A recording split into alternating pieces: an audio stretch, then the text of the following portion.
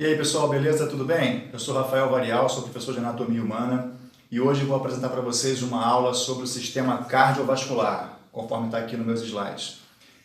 Você pode também chamar esse sistema de sistema circulatório, tanto faz. Cardiovascular é uma nomenclatura mais atualizada, mas ele ainda é chamado de sistema circulatório. Bom, como vocês perceberam, eu estou sozinho aqui, então tive que dar o play ali no meu celular e depois voltar para me posicionar aqui diante da câmera. Quem me conhece também sabe que ao longo das explicações, das explanações de cada assunto de hoje, eu vou precisar fazer algumas pausas para beber água. Tá aqui, ó. Deixei aqui, ó. Minha garrafinha d'água tá aqui ao lado.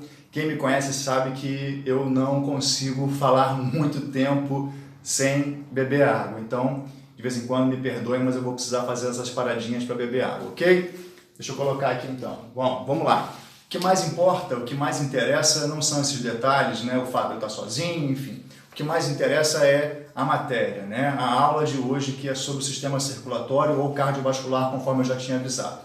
Bom, aqui atrás de mim tem uma sequência de slides e vocês vão poder acompanhar tudo que eu estiver dizendo através aqui dos slides. Eu também vou me orientar por eles. Então vamos lá. Vamos começar a aula de hoje, então, que é sobre o cardiovascular. Principal órgão desse sistema, coração. Bom, já está aqui, então, logo no primeiro slide, o seguinte, ó. Nosso sistema circulatório ele é formado por uma rede de tubos fechados que compõe aí, né, as artérias e veias e também as suas graduações de calibre. Como assim, graduação de calibre? Bom, artérias e veias, quando diminuem de tamanho, mudam de nome. Por exemplo, uma artéria menorzinha, ela passa a se chamar arteríola. Uma veia menor passa a se chamar vênula. E esses dois vasos, eles conseguem diminuir ainda um pouco mais e passam a se chamar metacapilares até que chegam no menor nível, que é o nível dos capilares. Enfim, então o nosso sistema circulatório ele é formado por essa rede de tubos fechados, ou seja, veias e artérias, cuja função é levar oxigênio e remover o gás carbônico até as nossas células, ou seja, nosso sangue então é uma via de transporte. É através do sangue que o oxigênio, O2, e que o gás carbônico, CO2, chega até as nossas células, ok? Então ele é uma via de transporte. Não somente transporte para esses dois gases, mas também, como todos sabem, nosso sangue representa uma via de transporte para nutrientes. Tá? Então, é assim que esses nutrientes viajam pelo nosso corpo. Esses gases também o fazem assim, através de uma célula específica que é capaz de transportar tanto moléculas de oxigênio quanto moléculas de gás carbônico. Beleza? Principal órgão do sistema circulatório ou do sistema cardiovascular? Coração, né? O coração funciona como uma bomba e é ele o responsável por impulsionar o sangue, essa via de transporte do nosso corpo, como já foi dito. Beleza? Vamos para o próximo slide então, isso é só a introdução. Aqui, ó. Bom, sobre o coração agora, né? Eu vou falar ainda sobre vasos sanguíneos, né? Por isso o sistema se chama cardiovascular, ou seja, nos permite falar sobre cardio, coração, e sobre vascular, vasos sanguíneos. Então, eu vou primeiro abordar a parte mais importante desse sistema, que é sobre o coração, e depois nós vamos dar uma passada também nos vasos sanguíneos. Tem algumas explicações sobre veias e artérias. Mas vamos começar então pela morfologia do coração. Bom, primeiro, morfologia, do que se trata isso? Morfe, do grego, quer dizer forma, e logia, estudo. Então, é o estudo da forma. Então, sempre que vocês virem esse termo, se refere ao estudo da forma. Então, qual é a aparência, qual é o formato do coração? Então, vamos acompanhar aqui, gente. Ó, o coração é um órgão basicamente muscular. Ele tem 3 camadas, mas a camada principal é a camada muscular. Esse músculo é tão importante e tem um nome específico. O nome dele está aqui, ó, entre parênteses, miocárdio. Então, o miocárdio é o músculo cardíaco, o músculo do coração. É um tipo específico de músculo que só existe mesmo no coração. A explicação mais aprofundada sobre esse tipo de músculo é dada dentro do sistema muscular, tá? Que não vem ao caso agora, beleza? Bom, qual é o formato dele então? Ele é cônico, isso significa que ele tem mais ou menos um formato de um cone, né? E o cone, como a gente sabe, como todo mundo conhece, o cone tem uma ponta, uma parte pontuda e uma base, correto? O coração, então, também precisa ter, né, para ser chamado de órgão cônico, uma parte pontuda, que nesse caso é chamado de ápice, e uma parte mais achatada, que é chamada de base. Tá? Então o coração tem um ápice e uma base. O que mais sobre ele? Vamos ver aqui. Bom, peso. Ele tem aproximadamente 250 a 300 gramas de peso. Tamanho aproximado do coração, aqui ó, medidas, ele tem em torno de 12 centímetros de comprimento. Essa é mais ou menos a medida em comprimento do coração. Para que a gente tenha uma noção do tamanho do nosso próprio coração, dá para fazer assim, ó, ele é mais ou menos assim, ó, do tamanho de um punho fechado, um punho cerrado, assim. Você considerando, né? Aqui, deixa eu guardar o controle. Você considerando aqui, ó, só essa parte aqui, ó, a sua mão fechada, então o coração é mais ou menos desse tamanho. Seu coração, então, é mais ou menos desse tamanho, tamanho de um punho fechado, tá? Ou um punho cerrado, ok? Tá aqui, punho. E ele funciona como uma bomba para o sangue, né? Ele é o responsável por impulsionar o sangue. Através das suas vigorosas contrações, o coração impulsiona o sangue por todo o nosso corpo. Tá legal? Então aí um resumo sobre a morfologia, a aparência, sobre a forma do coração. Tá legal? Vamos para o próximo. Uma imagem, né? Como a anatomia é muito importante, o conhecimento sobre imagens, então aqui, ó, uma imagem do coração. Aqui desse lado, a vista anterior e aqui uma vista posterior, né? A parte da frente do coração aqui e a parte de trás dele aqui. Na parte anterior, a gente consegue visualizar mais facilmente as artérias e na parte posterior, as veias ficam mais aparentes. Tá? Então aqui logo estão aparecendo a artéria aorta e a artéria pulmonar. E aqui atrás estão aparecendo veia cava inferior, veia cava superior e as 4 veias pulmonares. Legal? Mais para frente eu volto a falar desses vasos. Por enquanto, o que é importante é conhecer somente a forma. Dá uma olhada nele, conhecer o órgão que é o assunto principal desse sistema, tá? Então aí, deem uma olhada nessa imagem com calma. Também é possível encontrar várias imagens na internet. Hoje não há dificuldade nenhuma em obter essas imagens. Então, caso não estejam conseguindo visualizar tão bem aqui através do meu slide, corram aí para a internet para pegar uma imagem do coração e vocês vão poder fazer essa análise junto comigo. Beleza? Vamos lá. Seguindo, além de analisarmos a forma, a morfologia do coração, é importante também conhecer a sua localização, onde esse órgão está no nosso corpo. E aí eu sempre dou uma dica, é o seguinte, gente, localização de qualquer órgão, a gente deve começar pela cavidade onde ele está. Então, a primeira parte, quando você vai fazer a descrição da localização de um órgão, é dizer qual a cavidade, em qual cavidade esse órgão está, qual cavidade ele ocupa, beleza? Então, o coração está na cavidade torácica, ok? Essa cavidade, ela pode ser dividida em algumas partes. Essas partes são chamadas de mediastinos, e o coração ocupa um mediastino específico, que é chamado de mediastino médio, tá legal? Bom, a partir dessa informação inicial, a gente pode usar agora outros órgãos, né, para poder ajudar na localização do coração, assim como você também dá referências do seu endereço quando você quer receber uma encomenda. Então, o que mais se pode dizer a respeito do coração em relação à sua localização? Bom, cavidade torácica, mediastino médio, entre os pulmões. Tá aqui, ó, você usa outros órgãos para ajudar a localizar o coração. Bom, em relação às costelas, também ajudam. O coração está entre a 2ª e a 5ª costelas. Então, aí é uma boa dica para a gente poder saber também o tamanho aproximado do coração, que é, como eu disse, 12 centímetros aproximadamente. Ele também está atrás do osso externo, que é esse osso plano aqui na parte anterior do nosso tórax, do nosso tronco, e está acima do músculo diafragma. E aí é importante fazer uma pausa para poder falarmos um pouco mais sobre o diafragma. Gente, ele sempre vai entrar quando você quiser localizar órgãos torácicos e também órgãos abdominais. O diafragma sempre vai ser uma ótima referência para localizar esses órgãos. Como é que você vai fazer isso?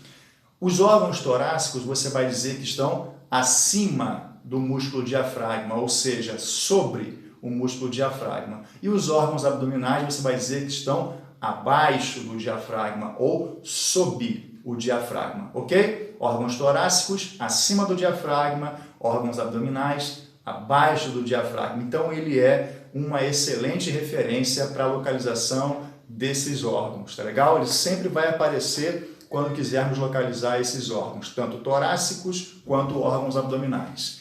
Belezinha? Então tá aí, sobre a localização, as informações, tá? Estão conseguindo acompanhar? Ó, cavidade, mediastino, entre os pulmões, entre a segunda e quinta costelas, atrás do osso externo e acima do músculo diafragma. Beleza? Então vamos para o próximo slide. Olha a imagem então aqui que demonstra isso, né? Olha onde é que está o coração então. Aqui está aparecendo então, olha só, os pulmões, e eles foram rebatidos, né, tracionados lateralmente para que a gente tivesse a visão completa do coração. E aí está ele aqui no meio, ó, tá? Entre os pulmões. Aqui embaixo também é possível observar o músculo diafragma, então ele realmente está sobre, acima do músculo diafragma. Então essa é a localização do coração. Tranquilo? Então tá aí, gente, as referências estão aí. Claro que os ossos, né, que foram mencionados no slide anterior foram removidos para que a gente pudesse ter a visão completa desse órgão, tá? Se o gradil costal, né, se o osso externo e as costelas estivessem aqui nessa imagem ainda, o coração ficaria parcialmente ocluído, né? A visão do coração ficaria parcialmente ocluída, tá legal? Por isso que foram removidos. Então beleza. Localizamos o coração, já sabemos qual é a sua forma, agora tem detalhes sobre o seu posicionamento. Vamos para o próximo aqui então, olha só. Em relação à posição dele, eu disse anteriormente que ele tem um ápice e uma base. Mas o que a gente conhece como posição tradicional é o seguinte, ápice fica para cima, você aprendeu isso desde sempre, né? Ápice de alguma coisa é para cima e base de alguma coisa é para baixo. Bom, isso até agora. Então, em relação à posição do coração, a gente precisa inverter isso, tá? Como assim? O ápice do coração, então, está para baixo e a base para cima. É estranho, né, a gente pensar nisso, porque é como se o órgão estivesse de cabeça para baixo. Mas é isso mesmo, tá? Então, o ápice, que é a parte mais pontuda, está para baixo e a base, onde estão os vasos, né, artérias e veias, fica para cima. Esses vasos que ficam conectados ali na base do coração são chamados justamente assim, vasos da base, justamente porque estão conectados diretamente na base do coração. Tá legal? Então, atenção aí em relação a esse posicionamento, tá, gente? É como se o órgão estivesse de cabeça para baixo. O seu ápice é para baixo e sua base é para cima. Bom, fala-se, né, popularmente que o coração está do lado esquerdo do peito. Isso é correto? Não, de maneira nenhuma. O coração tem um posicionamento central. Ah, mas então por que se fala que ele está do lado esquerdo? Ou por que a gente percebe mais o seu funcionamento do lado esquerdo? Simples. Porque o ápice, né, onde estão os ventrículos, fica realmente virado para a esquerda. Quanto do coração está para a esquerda? Mais da sua metade. 2/3 do coração estão voltados para a esquerda. E justamente essa parte é a parte mais vigorosa, a parte mais forte do coração. Então é por essa razão que a gente percebe seu funcionamento mais do lado esquerdo do que do lado direito. Bom, mas qual é a posição dele no nosso peito? Tem uma posição centralizada no nosso peito, tá? Mas 2/3 dele estão realmente virados para a esquerda, voltados para a esquerda. Tranquilo? Ainda há um detalhezinho sobre o ápice e sobre a base. O ápice fica um pouquinho inclinado para frente e a base um pouquinho inclinada para trás. Então, disse que o ápice é ligeiramente anteriorizado e a base é ligeiramente posteriorizada. Tá legal? Vamos acompanhar aqui então, ó. Ápice para frente, base um pouquinho para trás. Mas isso é pouco, tá, gente? Uma leve inclinação que ele tem no seu próprio eixo. Legal? E por último, ó, as duas faces do coração. Uma face para frente é a face anterior e uma parte virada para trás é a face posterior. A face anterior, ou seja, a que está para frente, é levemente abaulada, arredondada, e a face posterior, virada para trás, ela é mais achatada. Isso é importantíssimo na hora de você colocar o coração na posição anatômica. Quando você quer mostrar, demonstrar, né, algum órgão para alguém numa aula, né, você precisa colocar esse órgão na posição anatômica, porque a partir dela você vai ter a noção exata do que é direito, do que é esquerdo, do que é superior, do que é inferior, tá? Você vai poder usar os termos de direção, tá? A posição anatômica, então, é um ponto de partida para a localização de qualquer estrutura do corpo humano, e isso não exclui o coração. Ele também precisa estar na posição anatômica para poder ser explicado, para poder ser demonstrado em uma aula prática, ok? Então é isso, face anterior levemente arredondada e face posterior levemente achatada. Tranquilo? Beleza, né? Então vamos lá, vamos seguir. Olha aqui a imagem dele, então, ó, na cavidade torácica, né, para que a gente tenha noção da localização, da relação dele com outros órgãos, né, e da relação dele com os ossos, principalmente. Então, olha, aqui está o osso externo, né, logo atrás está o coração, as costelas também, de certa forma, ajudam na sua proteção. Então, essa grade, conhecida como gradil costal, ela protege órgãos torácicos, né? E o principal órgão aí protegido pelas costelas e pelo externo é, logicamente, o coração, né? Num grau de importância, o coração ele é mais importante do que os pulmões, ok? E essa linha, o que é? Essa linha representa o músculo diafragma. E aí, por que ela está em diferentes posições ali nessas duas imagens? Simples. Uma está no momento de inspiração e a outra imagem no momento de expiração, ou seja, puxando o ar para dentro ou colocando o ar para fora. Qual é qual? Bom, aqui, ó, essa onde o diafragma está mais para cima é a expiração, quando a gente coloca o ar para fora. E essa onde o diafragma está mais para baixo é o momento de inspiração, quando a gente puxa o ar para dentro. Tá legal? Então percebam também que o coração acompanha esse movimento do diafragma, né? Aliás, todos os órgãos torácicos são tracionados para baixo, os pulmões e o coração. E os órgãos abdominais também são empurrados para baixo pelo diafragma, tá? Então o diafragma, em certo momento, né, ele faz uma certa bagunça aí nos nossos órgãos, né? Ele puxa uns para baixo, empurra outros também para baixo, né? Isso o tempo todo durante a inspiração e a expiração, que juntas formam a respiração. Tá legal? Então, durante o processo de respiração, o diafragma se movimenta e, junto com ele, vários órgãos também se movimentam. Beleza? Como eu já tinha adiantado, me dá licença um minutinho.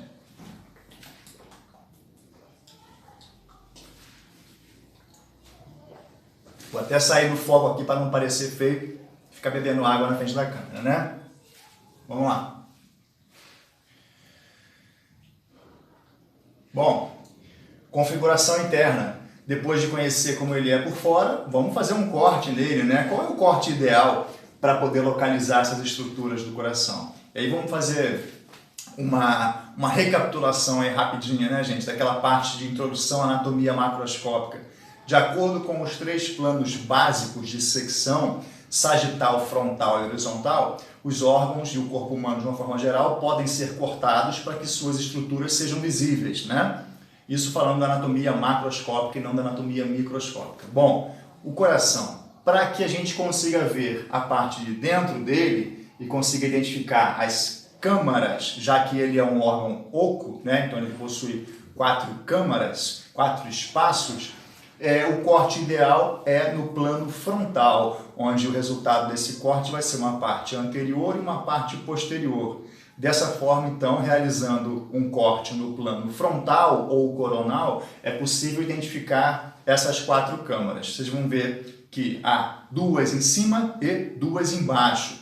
As de cima a gente fala que são câmaras superiores e as de baixo a gente fala que são câmaras inferiores. Bom, as câmaras superiores são também consideradas câmaras receptoras. Olha lá, O sangue está, então, entrando nelas. E as câmaras de baixo, as inferiores, são câmaras bombeadoras, ou seja, o sangue então está saindo delas. Beleza? Vamos aos nomes então agora. As câmaras superiores são chamadas de átrios, e aí é fácil. Um do lado direito e um do lado esquerdo. Então, átrio direito e átrio esquerdo. As câmaras bombeadoras e abaixo e inferiores são os ventrículos. Mesma coisa, um do lado direito e um do lado esquerdo, como está aqui nesse esquema. Então vamos lá, 4 câmaras, 2 superiores e 2 inferiores. Átrio direito, átrio esquerdo, ventrículo direito e ventrículo esquerdo. Molezinha, né? Então essa é a configuração interna do coração, tá? Ele é um órgão oco, possui 4 câmaras e essas câmaras são denominadas dessa forma. 2 em cima, 2 embaixo, átrios e ventrículos. Maravilha? Vamos lá. Olha que imagem legal, gente. Como eu falei, um coração com um corte frontal ou coronal, e aí é possível observar as 4 câmaras que existem nele. Desconsidera esse outro lado aqui da imagem, vamos nos concentrar nessa aqui de baixo, porque a de lá é um espectro da de cima, então às vezes pode confundir, tá? Então vamos lá aqui, ó. Quais são então as câmaras do coração, ó? Ventrículo e os átrios, né? Os átrios estão acima e são menores, os ventrículos estão abaixo e são maiores. Bom, então aqui, ó, átrio direito, átrio esquerdo, ventrículo direito e ventrículo esquerdo. Simples assim, tá legal? 2 átrios e 2 ventrículos. Então, essa é a configuração interna do nosso coração.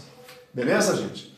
Bom, é claro que vocês estão vendo aí que há outras estruturas na parte de dentro do coração, mas eu ainda não vou mencionar, não vou explicar nada sobre elas nesse momento. Vamos com calma, vamos devagar, passo a passo. Nesse momento é importante que seja feita a identificação das 4 câmaras, mais nada, tá bom? Depois eu falo o que são essas outras estruturas que estão aparecendo aqui nesse corte, tá? Nessa imagem do coração. Beleza, gente? Vamos lá. Bom, vamos para a descrição agora, né? De cada uma dessas câmaras, em detalhes, mais informações sobre cada uma delas. Essas informações, então, agora sobre o átrio direito. Bom, é a parte superior direita do coração, meio óbvio, né? Falar assim. Bom, reparem que quando falamos sobre os átrios, conectados a eles estão veias. E quando falarmos sobre os ventrículos, conectados a eles estão artérias. Então, quais são as veias conectadas ao átrio direito? Então, aqui, ó, veia cava superior, veia cava inferior e também o seio coronário, que é um conjunto de pequenas veias que drenam o sangue do próprio coração, do próprio músculo cardíaco. Tá legal?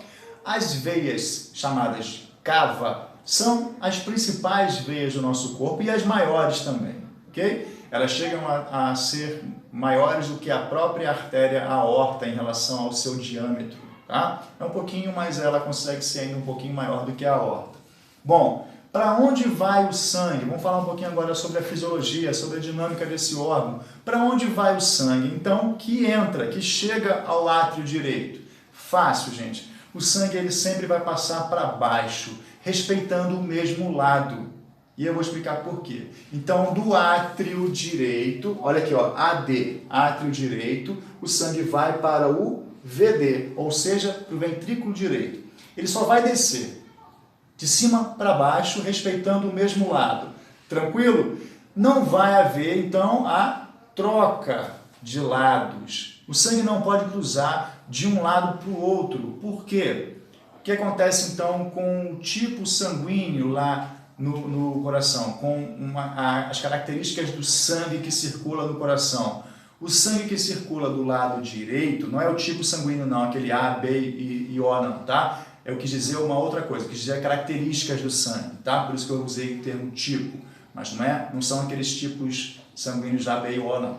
Bom, qual é a característica do sangue que está presente do lado direito do coração? Ele tem gás carbônico, moléculas de CO2.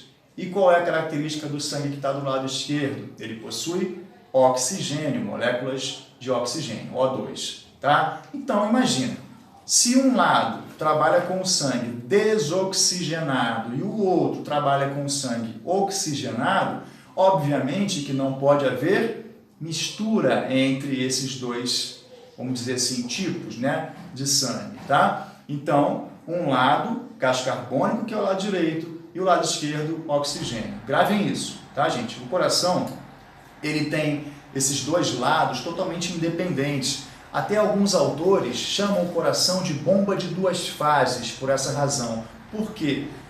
Cada lado consegue trabalhar independente, isoladamente do outro lado, tá? E um lado do coração envia sangue para uma parte do nosso corpo e o outro lado envia sangue para outra parte do nosso corpo. Então, eles conseguem realmente ser independentes entre si.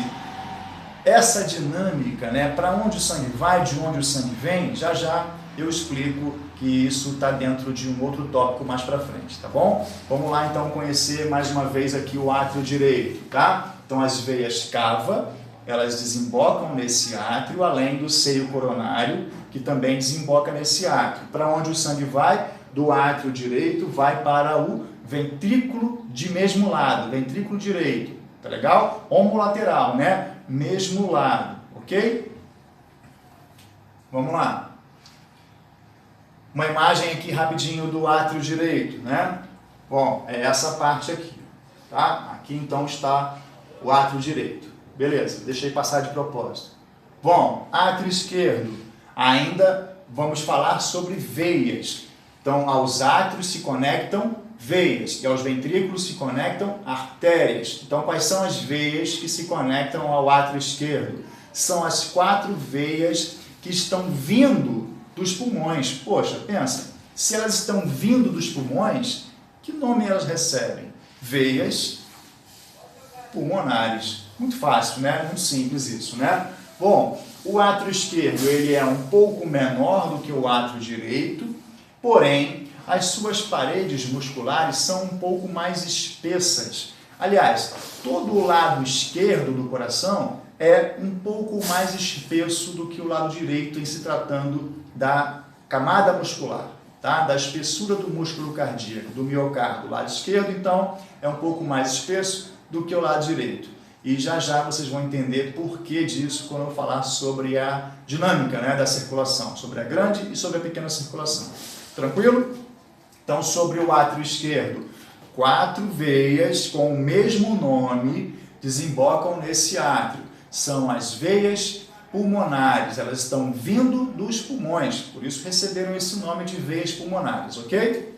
E aí, aqui algumas características sobre a sua morfologia. A imagem, então, aqui ó, do átrio esquerdo é essa parte aqui superior esquerda e as veias pulmonares estão ali conectadas a ele, tá? Bom, vamos para a parte de baixo agora, gente. Olha aí, ó, ventrículo direito. Lembra que eu falei? Agora vai mudar o assunto um pouco, né? Vamos falar então de artérias e não mais de veias. Qual é a artéria então que sai desse ventrículo?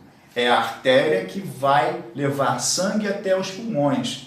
Qual é o nome dela? Molezinha, né? Artéria tronco pulmonar. Beleza. Pulmonar porque vai levar sangue para os pulmões. E por que tronco? Porque ela se divide depois em duas, ela se bifurca. Então, antes da bifurcação, ela recebe o nome de artéria tronco, né? Como se fosse dar origem a 2 galhos, né? Que são 2 ramos da mesma artéria. A artéria pulmonar direita e a artéria pulmonar esquerda para levar sangue para ambos os pulmões. Legal? Então, a artéria tronco pulmonar sai do ventrículo direito e leva sangue até os pulmões.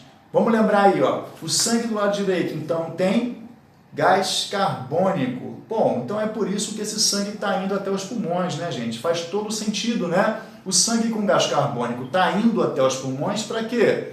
Justamente para eliminar esse gás carbônico e receber o oxigênio. Beleza, né?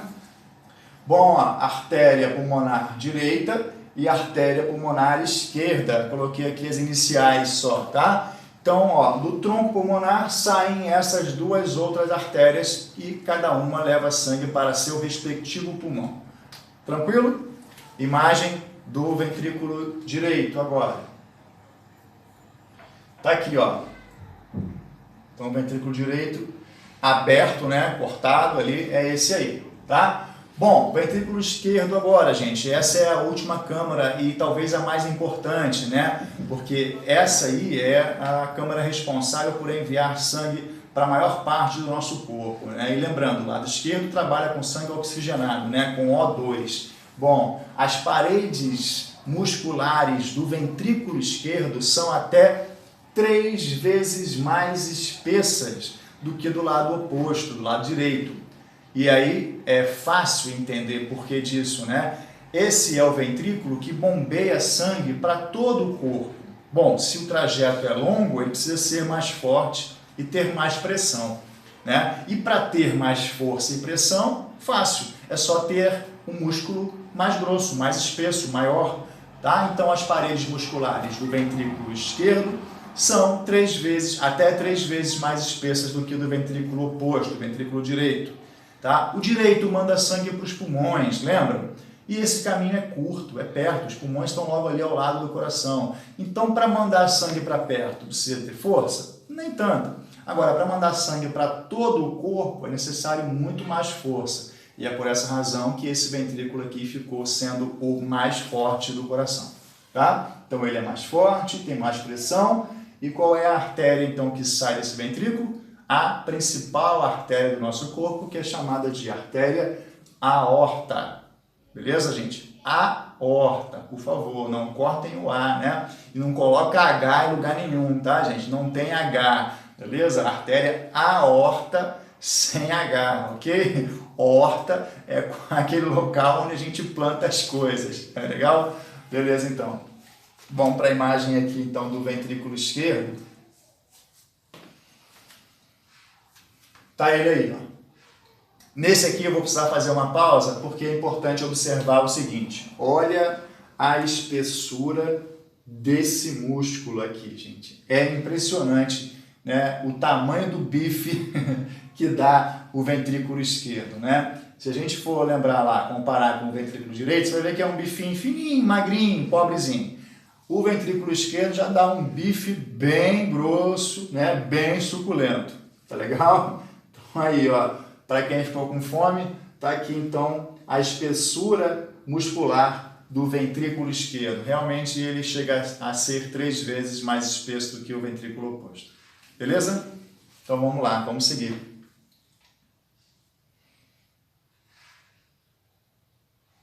Ainda sobre a configuração interna, existem, além das câmaras, obviamente, válvulas no coração.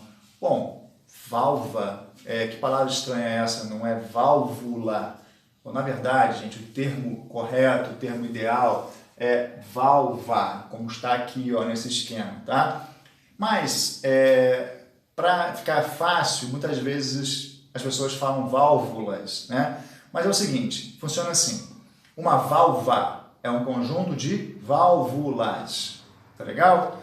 Mas eu confesso que às vezes na prática, gente, até eu mesmo falo válvula, tá? Para simplificar, se vocês falarem válvula, na verdade não vai fazer muita diferença não, tá? Mas lembre-se, o termo correto é válvula, conjunto de válvulas. E quantas dessas existem no coração? 4. Existem 4 válvulas no coração. E aí eu sempre faço uma analogia simples, uma comparação simples. Bom, existem válvulas na nossa casa? Válvulas na nossa casa? Claro que sim. Né? Uma torneira não é uma válvula? Sim. Quando ela abre e quando ela fecha, ela controla o fluxo de quê? Da água, obviamente. E o coração? Né? Quando essas válvulas, e no coração, quando essas válvulas abrem e fecham, elas controlam o quê? Mesma coisa, o fluxo, só que de sangue. Tá? Então a função dessas válvulas do coração é nada mais do que controlar o fluxo de sangue e talvez ainda mais importante, impedir o refluxo, ou seja, não deixar que o sangue volte para a câmara de onde ele saiu. Tá legal? Tão importante quanto controlar o fluxo é impedir o refluxo, não deixar o sangue voltar. O refluxo causa arritmia, né? E a arritmia é aquela perda do ritmo, né? Arritmia, perda do ritmo, que é quando o coração fica descompassado. Tá legal? Então as válvulas do coração elas têm a função de controlar o fluxo e impedir o refluxo do sangue. Quantas são, quais são e qual a sua localização? Beleza, são 4. 2 são chamadas de atrioventriculares e 2 são chamadas de semilunares. A razão dos nomes é muito simples.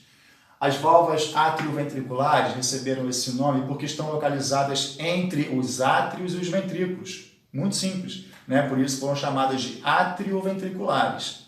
E as semilunares foram chamadas assim pelo formato de meia-lua que elas apresentam. Então, por isso, semilunar, né? Meia-lua. Então, 2 são semilunares e 2 são atrioventriculares. Controlam a passagem do sangue, então, dos átrios para os ventrículos. Tá legal? Bom, do lado direito, acompanha aqui nesse esquema. Do lado direito, há a válvula atrioventricular tricúspide e do lado esquerdo a válvula atrioventricular bicúspide ou mitral. Ela é muito mais conhecida como válvula mitral, tá? Até muito em função do prolapso, né? Que é uma patologia conhecida do coração. Prolapso da válvula mitral. Muitas pessoas já ouviram essa expressão. Tá? Então, lado direito, tricúspide e lado esquerdo, bicúspide. Agora só, o tri e o bi indicam a quantidade de alguma coisa, né? Tri, 3 alguma coisa e o bi, 2 alguma coisa. Já já eu vou explicar o que é isso. Bom, as semilunares ficam localizadas nas saídas das artérias e elas recebem o mesmo nome das artérias, né? Onde elas estão posicionadas. Então aqui, ó, há uma semilunar na saída da artéria pulmonar, por isso ela se chama válvula semilunar pulmonar, e uma outra localizada na saída da artéria aorta, por isso ela se chama válvula semilunar aórtica, ok? Então essas válvulas semilunares, elas estão posicionadas estrategicamente nas saídas das artérias, ao qual saem dos ventrículos, né? As quais saem dos ventrículos. E aí, quando o sangue passa por elas, elas se fecham e não deixam o sangue voltar. Ou seja, controlam o fluxo e impedem o refluxo. Tá legal? Então tá aí, ó, um resumo das 4 válvulas que existem no coração. 2 atrioventriculares, tricúspide e bicúspide, 2 semilunares, pulmonar e aórtica. Vamos para as imagens? Já falei sobre isso, né? A função, controlar fluxo, impedir o refluxo e a posição estratégica de cada uma delas. Imagens. Dá uma olhada aí, então.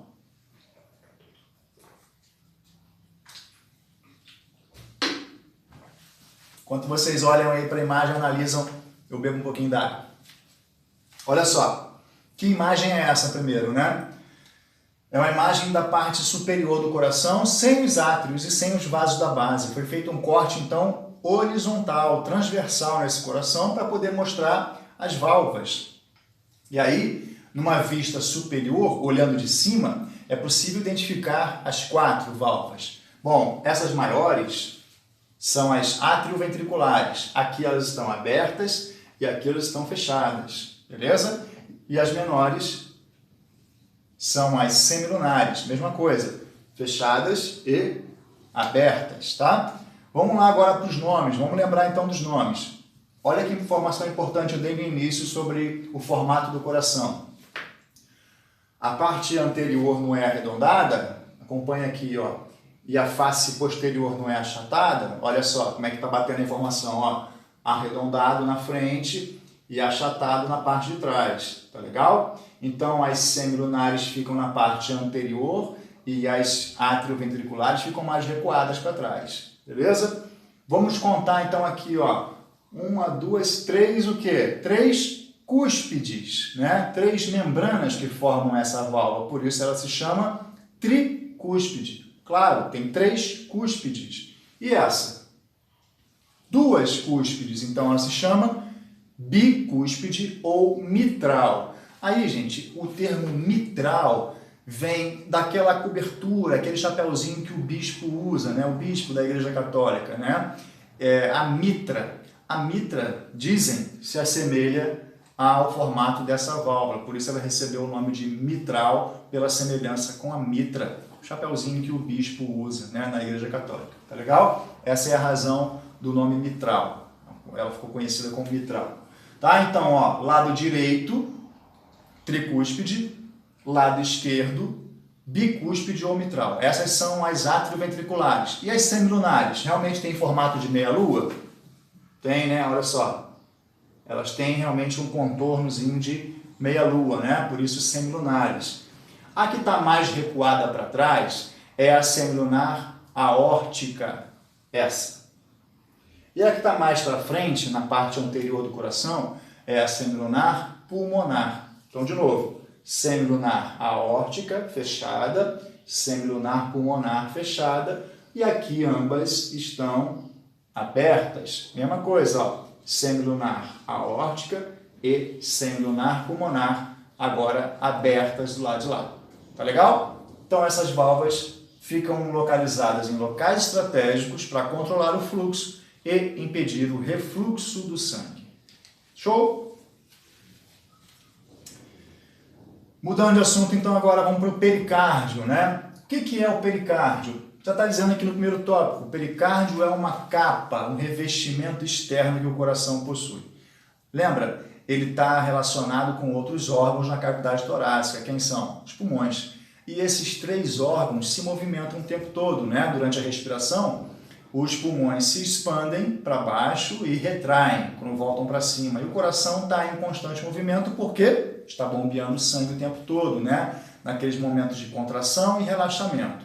Então, esses 3 órgãos estão em contato físico um com o outro e em constante movimentação. Para que não haja atrito entre eles, existem essas membranas que os revestem. Então, o coração tem o pericárdio e os pulmões têm a pleura. São revestimentos externos que protegem esses órgãos contra o atrito. Legal? O pericárdio é formado por 2 partes, chamadas de folhetos, 2 folhetos. Um deles é chamado de pericárdio visceral, o que fica mais abaixo, e o pericárdio parietal é o que fica mais em cima. É fácil entender isso. Se você pegasse 2 folhas daquele plástico filme PVC que a gente usa na cozinha, 2 pedaços, colocasse um em cima do outro, né? Um em cima do outro, e envolvesse um órgão, qualquer coisa, uma fruta, por exemplo, você ia notar que uma dessas partes ficou em contato com o órgão, a outra parte ficou por cima. A que está por baixo, em contato com o próprio órgão, é o pericárdio visceral, porque ficou em contato com a víscera. E o que está por cima é chamado de pericárdio parietal. Tá legal? Fácil isso, né? Entre esses 2 folhetos também há um líquidozinho, uma certa quantidade de líquidozinho, que é o líquido pericárdico, que serve como uma espécie de lubrificante, permitindo o deslizamento dessas membranas uma sobre a outra, tá? Para evitar também o atrito entre as próprias membranas, ok? Então aí, pericárdio, tá? Membrana que reveste o coração externamente, uma camada protetora. A imagem dele aqui agora, ó. O coração está aqui, ó, tá vendo? Como não é mais possível ver aqueles detalhes da outra imagem, porque ele está embalado, está envolvido pelo pericárdio. Os pulmões, de novo, estão aqui do lado, tracionados, né? Estão rebatidos, para que a gente tenha a visão completa aí do coração, tá? Então, o pericárdio, ele embala, ele reveste o coração assim externamente. Novamente aqui o diafragma, mostrando que o coração está acima do diafragma. Bom, quais são as camadas do coração? Falei no início que a camada principal dele é a camada muscular, chamada de miocárdio, mas ele possui outras 2. A camada mais externa, acabamos de ver, que é o pericárdio, que também pode ser chamado de Tá aqui, ó, epicárdio, tá? Então, o epicárdio é o mesmo que o pericárdio visceral, tá? Então, é a camada mais externa do coração. A camada intermediária muscular é a principal, miocárdio, músculo cardíaco. E o revestimento interno, porque ele também possui um revestimento interno chamado de endocárdio. Esses prefixos se repetem muito na anatomia. Endo quer dizer parte de dentro, peri significa estar em volta, epi significa estar acima e mio é um prefixo que vem de músculo, ok? Então, sempre que vocês virem palavras com esses prefixos, já vão entender aí mais ou menos o que significam, tá? Então, endocárdio, camada de revestimento interno, reveste as câmaras, né, os átrios, os ventrículos, as válvulas, alguns pequenos músculos que também são encontrados dentro dos ventrículos, enfim, tudo é revestido pelo endocárdio internamente. Camada muscular, miocárdio, músculo cardíaco. Camada externa, epicárdio ou pericárdio. Tá legal? Então essas são as camadas que revestem, melhor, são as camadas encontradas no nosso coração.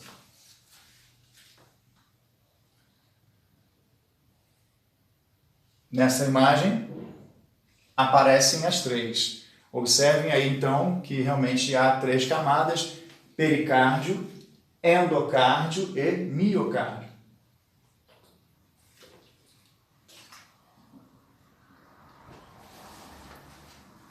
Por fora, epicárdio, a camada em vermelho muscular, miocárdio, e por dentro aqui no detalhe, revestindo tudo por dentro, o endocárdio, tá? Então, por fora, pericárdio, músculo, miocárdio e por dentro, endocárdio.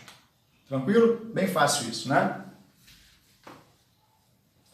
Essa imagem, gente, eu até costumo deixar, né, nos slides que eu envio para os meus alunos, né? É porque ela traz aí a legenda de tudo, né? Um resumo de tudo que eu já falei, as câmaras, as válvulas. Fala também sobre músculos que estão dentro do coração, né? Ali os músculos papilares, as cordas tendíneas, e é um mecanismo de abertura e fechamento das válvulas. Eu não vou entrar muito nessa parte agora, tá? Então eu vou pular essa imagem aqui, tá bom? Vamos lá. Bom, pequena e grande circulação, é a divisão da circulação, as divisões da circulação, né? Muito simples entender isso. Bom, pequena é aquela que envia sangue aos pulmões. Se o trajeto é curto, bom, pequena circulação, né? Ou circulação pulmonar. A outra parte é a circulação sistêmica ou grande, né? Já que o caminho é muito mais longo. Lembra, o coração, então, é uma bomba de duas fases. O lado direito envia sangue para os pulmões, enquanto que o lado esquerdo envia sangue para todos os outros sistemas, tá? Então, quando o trajeto é longo, é chamado de grande circulação. Quando o trajeto é curto, pequena circulação. É o que está aqui. Circulação pulmonar é a pequena. Circulação sistêmica é chamada de grande. Tem um esquema aqui, ó, que fica muito mais fácil para explicar isso. Vamos lá. Esse esquema ele não é assim tão bom, tem algumas falhas, mas dá para entender. Primeiro, os pulmões não estão acima do coração, você já sabe onde eles estão, aqui ao lado, mas para que a imagem ficasse mais limpa, né, o diagrama ficasse mais limpo, o autor desse diagrama colocou assim, fica mais fácil realmente para entender. E outra coisa, olhando aqui para baixo, nesse entrelaçado ali de capilares, tem que entender que é o seguinte, ali estão representados todos os nossos órgãos, ou seja, todos os outros sistemas, com exceção dos pulmões, tá bom? Então vamos lá. Percebam também outra coisa, um lado está em vermelho e o outro lado está em azul. Isso indica a presença dos gases. O lado que está em azul, gás carbônico, o lado que está em vermelho, oxigênio, tá? Então vamos começar pelo ventrículo direito. Bom, gente, a circulação ela é cíclica e um ciclo não tem nem início nem fim, obviamente. Mas é necessário estabelecer um ponto de partida, didaticamente. Tá? Então eu vou considerar aí o ponto de partida os ventrículos. Para a pequena circulação, eu vou considerar o ponto de partida o ventrículo direito. E para a grande circulação, eu vou considerar o ponto de partida o ventrículo esquerdo. Ok? Mas lembrando, se é cíclico, não tem nem início nem fim, tá? Então vamos começar pela pequena circulação ou circulação pulmonar. Do ventrículo direito, o sangue sai e aí ele vai encontrar logo na saída dessa artéria uma válvula, que é a semilunar pulmonar. Ao passar pela válvula semilunar pulmonar, o sangue entra então na artéria tronco pulmonar, que depois se divide em artéria pulmonar direita e artéria pulmonar esquerda, lógico, para levar sangue aos dois pulmões. Se está em azul, significa que esse sangue tem CO2, gás carbônico ou dióxido de carbono, né? E esse sangue com gás carbônico foi até os pulmões, foi levado, impulsionado até os pulmões justamente para que lá ocorresse a troca dos gases, né? O gás carbônico fica e é expirado por nós, e o oxigênio que foi inspirado, agora então vai passar para esse sangue. Então, essa troca gasosa ocorre nos alvéolos pulmonares e ela é chamada de hematose, com H. Hematose. Troca gasosa que ocorre no interior dos alvéolos pulmonares, beleza? Então, lá nos pulmões ocorreu a hematose. Então, agora o sangue que tinha gás carbônico está repleto de oxigênio. E esse sangue com oxigênio precisa voltar ao coração para que dele seja bombeado para todos os outros sistemas, para nutrir de oxigênio esses outros sistemas. E esse sangue retorna ao coração por 4 veias. Aquelas que saem dos pulmões, lembra, são chamadas de veias pulmonares. E essas 4 veias pulmonares, aqui só tem 2, né? Mas considere que são 4, elas desembocam no mesmo átrio, que é o átrio esquerdo. É o lado agora que está em vermelho, justamente pela presença do oxigênio. Bom, ao chegar ao átrio esquerdo, o sangue tem que descer para o ventrículo do mesmo lado, ventrículo esquerdo. Só que no meio do caminho, quem está?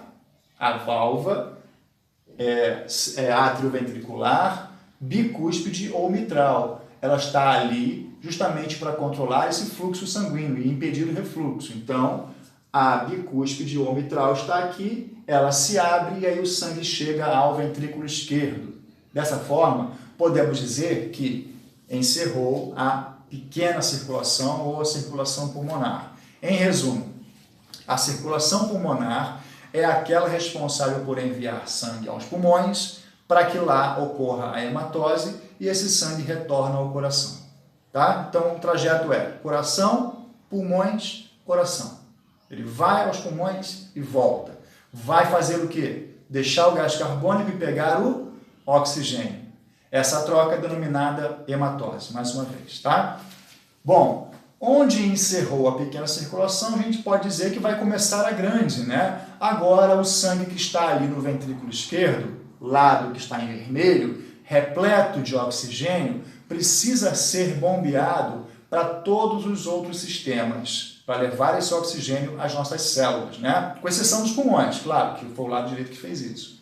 Então, quando o ventrículo esquerdo contrai, e esse lado é aquele mais forte, né? E aí, quando ele contrai, ele impulsiona esse sangue com força através de uma artéria. E essa artéria que sai do ventrículo esquerdo é aquela principal, a artéria aorta. Bom, mas lá na base da aorta tem uma pequena válvula controlando a passagem do sangue, né? É a semilunar aórtica. Então, quando a semilunar aórtica se abre, o sangue atravessa essa válvula e entra na artéria aorta. Depois a válvula fecha e impede que esse sangue volte, retorne ao ventrículo esquerdo. Tá bom? Depois de entrar na artéria aorta, o sangue vai ser distribuído para todo o corpo. Aí começa a distribuição. Quem é o primeiro órgão a receber esse sangue com oxigênio bombeado pelo ventrículo esquerdo? Muitas pessoas falam, nessa hora que eu pergunto em sala de aula, é o cérebro, é o fígado, são os rins, enfim, falam todos os órgãos menos o certo, porque é óbvio, e às vezes o óbvio fica meio oculto, né? Quem é que recebe sangue, então, bombeado pelo ventrículo esquerdo? O próprio coração. Como assim? Ele próprio recebe sangue que ele bombeou? Claro, tá? Assim como todos os outros órgãos, gente, o coração precisa receber oxigênio através do sangue. Além disso, também chega até ele nutrientes, né? Então, se ele não recebe o oxigênio, ele não funciona. E se ele não funcionar, ninguém mais vai receber. Então, ele, como bomba, precisa bombear sangue primeiro para ele mesmo, para depois ele bombear para os outros órgãos do nosso corpo, para todos os outros sistemas. Tá? Então, o primeiro órgão a receber o sangue bombeado pelo próprio coração é o miocárdio, é o músculo cardíaco. Tá? Então, após o sangue chegar ao miocárdio, aí sim ele vai ser distribuído para os outros órgãos, tá? E é quando a gente tem que olhar para cá. Olhando aqui, ó, para os capilares sistêmicos, vamos entender que aqui embaixo estão representados todos os nossos órgãos, todos os nossos sistemas. E percebam que está ocorrendo aqui uma transição, uma mudança de cor. Do vermelho está ficando azul. Por que isso está acontecendo lá nesses capilares? Porque as nossas células estão utilizando o oxigênio e estão produzindo um metabólito. Metabólito é o produto do metabolismo. E que gás é esse, né, que as células estão produzindo em resposta à utilização do oxigênio? O mesmo, o gás carbônico. Então aqui, ó, a transição indica que as células estão usando o oxigênio e estão devolvendo para o sangue gás carbônico, CO2. E o que acontece com esse sangue agora cheio de gás carbônico novamente? Ele precisa retornar ao coração para reiniciar todo o ciclo cardíaco. E o sangue volta para o coração das diversas partes do nosso corpo por diversas veias. E essas veias, elas desembocam em duas principais: veia cava inferior e veia cava superior. Bom, tá aqui, ó, a veia cava inferior. A superior não está. Lembra? Eu falei que esse esquema tem algumas falhas. Bom, imagine então que tem duas veias aqui desembocando no mesmo átrio, que é o átrio direito. Tá aqui, ó, o sangue cheio de gás carbônico vindo de todas as partes do nosso corpo, volta ao coração pelas veias cava e volta para o átrio direito. Beleza, chegou até aqui. O sangue vai passar agora do átrio direito para o ventrículo direito. Lembra? De cima para baixo. Quando ele passa, ele atravessa uma válvula. Então, essa válvula do lado direito é aquela que tem três partes. Então, é a tricúspide. Então, ao atravessar a válvula tricúspide, o sangue passa do átrio direito para baixo, para o ventrículo direito. E aí, podemos dizer que encerrou a grande circulação, tá? Onde começa uma, termina a outra e assim por diante. A grande circulação, então, é aquela responsável por enviar sangue oxigenado às diversas regiões, diversos órgãos e sistemas do nosso corpo e fazer o seu retorno do sangue com gás carbônico de volta para o coração. Essa é a grande circulação. Legal, gente? Tudo bem? Espero que tenha dado para entender aí, né, a explicação a partir desse esquema. Eu fiz aqui, ó, um resumo para que, pelo menos os meus alunos, né, que recebem esse material, possam observar as estruturas por onde o sangue passa. Tá vendo aqui as setas? As setas vão indicar, então, todo o trajeto por onde o sangue passa com a legenda. VD, ventrículo direito, depois semilunar pulmonar, depois artéria pulmonar direita e esquerda, pulmões. Depois dos pulmões, o sangue vai voltar pelas veias pulmonares ao átrio esquerdo, passa pela mitral e aí chega ao ventrículo esquerdo. Então, em resumo, esse esquema representa a pequena circulação ou circulação pulmonar. Tá? E essa aqui é a circulação sistêmica, ou a grande circulação. Ventrículo esquerdo, semilunar aórtica, artéria aorta, primeiro vai para o miocárdio, depois para os outros sistemas. Depois volta para o coração pela veia cava inferior e superior ao átrio direito. Passando pela tricúspide, chega ao ventrículo direito. Esse, então, é todo o trajeto por onde o sangue passa na grande circulação ou na circulação sistêmica. Tranquilo, gente? Olha, vou precisar fazer uma pausa agora, então eu vou dividir essa aula em duas partes, tá? Então aqui eu encerro a primeira parte, já vem aí o vídeo com a segunda parte do sistema circulatório ou cardiovascular. Bom, com licença, eu vou dar uma pausa aqui no vídeo, tá?